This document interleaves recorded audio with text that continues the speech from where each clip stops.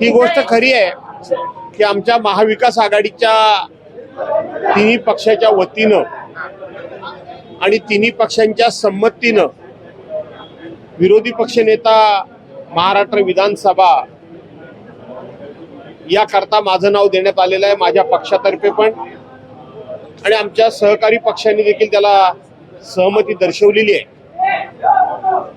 आणि केवळ सहमती दर्शवली अशातला भाग नाही, तर काँग्रेस, राष्ट्रवादी काँग्रेस आणि शिवसेना म्हणून आम्ही माननीय मुख्यमंत्री महोदयांना भेटलो, उपमुख्यमंत्री महोदयांना भेटलो, अध्यक्षांना सुद्धा 4-4 वेळा भेटलो, परंतु अद्यापपर्यंत त्यांनी विरोधी पक्षनेते पदाचा निर्णय हा जाहीर केलेला नाही। ही वस्तुस्थिती खरी आहे। चहा पाण्याचा कार्यक्रम झाला, त्या चहा पाण्याच्या कार्यक्रमाच्या वेळी अडचण कुठे आहे, काय अडचण होती? असं आहे की अडचण जी काय सातत्यानं सांगितली जात होती की एकूण सदस्य संख्येच्या 10% ज्या पक्षाची सदस्य संख्या असेल त्या पक्षाला विरोधी पक्षनेतेपद दिलं जातं, असं जे सांगितलं जात होतं ते खरं नाही। हे आम्ही नियमानं, कायद्यानं सिद्ध करून दाखवलं। त्याचबरोबर विधिमंडळाकडून म्हणजे विधिमंडळ सचिवांकडून म्हणजेच विधानसभा अध्यक्षांकडूनच एक प्रकारे त्या पत्राचं उत्तर देखील आम्ही घेतलेलं आहे की 10% सदस्य संख्येची कायद्यामध्ये आणि नियमामध्ये कुठेही मागणी नाही, तरतूद नाही, अट नाही। आणि घटनेमध्ये सुद्धा विरोधी पक्षनेता हा ज्या पक्षाची सदस्य संख्या जास्त असेल त्या पक्षाचा निवडावा ही घटनेमध्ये तरतूद आहे। त्यामुळं आपण जी अडचण सांगता अशी कुठलीही कायदेशीर अडचण, कुठलीही तांत्रिक अडचण शिल्लक राहिलेली नाही। त्यामुळं हा निर्णय सरकार आणि अध्यक्षांच्याकडे जरी बोट दाखवलं गेलं तरी शेवटी अशा विषयांमध्ये सरकारनं पुढाकार घ्यावा लागतो आणि अध्यक्षांनी सुद्धा तो पुढाकार घेण्याकरता म्हणून सरकारला भाग पाडावं लागतं। आणि म्हणून दोघांची जबाबदारी आहे। त्यांनी जरी अध्यक्षांच्याकडे बोट दाखवलं सरकारनं आणि अध्यक्षांनी सरकारच्याकडे बोट दाखवलं तरी आम्ही काय अज्ञानी नाही, आम्ही काय अनभिज्ञ नाही, ही दोघांची जबाबदारी। महाविकास आघाडीने पत्र दिलं होतं बहिष्कारासंदर्भात, त्यामध्ये तुमची सही नव्हती, त्याच्यामुळे कुठेतरी पुन्हा चर्चा झाली की नाराज आहेत। मुख्यमंत्र्यांनी देखील सूचक वक्तव्य केलं।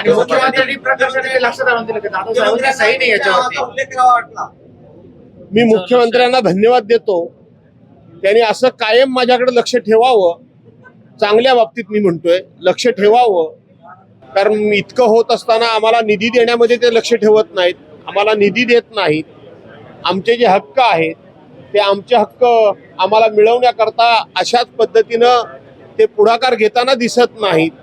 त्यामुळं त्यांनी अशा पद्धतीचं माझ्यावर प्रेम दाखवलं, हे प्रेम त्यांनी माझ्यावर कायम ठेवावं अशी मी त्यांना विनंती करतो। नारायण राणे यांनी उद्धव ठाकरे यांच्यावर टीका केलेली आहे की राज ठाकरेंना उद्धव ठाकरेंनी छळत त्रास दिला आणि त्यांच्यामुळेच त्यांना पक्ष सोडावा लागला आणि आता का लालगोटेपणा त्या केला जातोय, अशा प्रकारचं टीका नारायण राणे। असं आहे की नारायण राणेंना आताच राज ठाकरेंची जर काही प्रेम आलं असेल तर 8 दिवसापूर्वी मनसेचे नेते श्री प्रकाशजी महाजन यांनी नारायण राणेंना त्यांची जागा दाखवलेली आहे। तो जरा तुम्ही त्या क्लिप काढून व्हायरल करा। नारायण राणे यांनी राजसाहेब ठाकरेंबद्दल किंवा त्यांच्या मुलानं जे वक्तव्य केलं त्याबद्दल प्रकाश महाजन यांनी सांगितलंय नारायण राणे हा एहसान परामोश माणूस आहे, असं प्रकाश महाजन म्हणाले। ते तुम्ही वक्तव्य काढून बघा। त्यामुळे मला असं वाटतं की त्यांनी दिलेलं उत्तर पुरेसं आहे। गणेश नाईक, छगन भुजबळ त्यासोबत राज ठाकरे उद्धव ठाकरेंमुळेच पक्ष सोडून गेले अशी देखील नारायण राणेंनी टीका केली आहे। नारायण राणेंनी इतरांची काळजी करण्यापेक्षा तुम्ही तुमचा पक्ष का सोडलात, तुम्ही पक्ष काढलात तुमचा आणि 1 वर्षामध्ये आपला पक्ष का सोडलात त्याचं उत्तर महाराष्ट्राला द्या। तुम्ही काँग्रेस पक्ष का सोडलात त्याचं उत्तर महाराष्ट्राला द्या। तुम्ही भारतीय जनता पार्टीच्या परवानच्या दिवशी चिपळूणच्या मेळाव्यामध्ये रवींद्र चव्हाणांना इशारा का दिला त्याचं उत्तर द्या। खरं तर हे नारायण राणे आणि हे राणे फॅमिली याच्याबद्दल मी अनेक वेळा तुम्हाला सांगितलंय की मला प्रश्न विचारू नका, कारण यांची चोच ही नेहमी नरकातच बुडालेली असते.